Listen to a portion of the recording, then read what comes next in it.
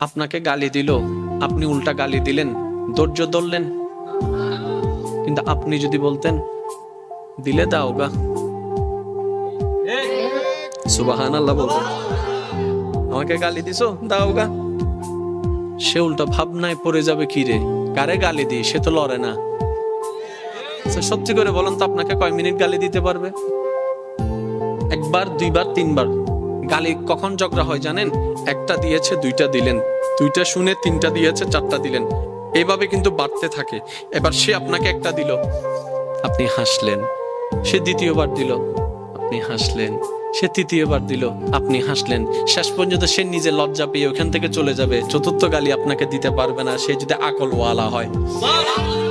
আর আপনি আমি বোকামি করি কি, কি হইছ তুই আরে মারি দি, মারি দাও না, পুলিশ আইরা আরো ধরিলে যার গুই, তা হইলাম না আয় তো ন দিতে দিয়ে দে, ওদের মাঝি হনে ওদের আয়, ওদের তুই চল। আমি কি বুঝাতে পারছি কথা? আফটার অল আমরা নিজেরাই নিজেদের ক্ষতি করছি। যদি আমরা ইসলামের ফর্মুলা গুলাকে একটু ঠান্ডা মাথায় বসাইতে পারি, সফলতা আপনার কাছে।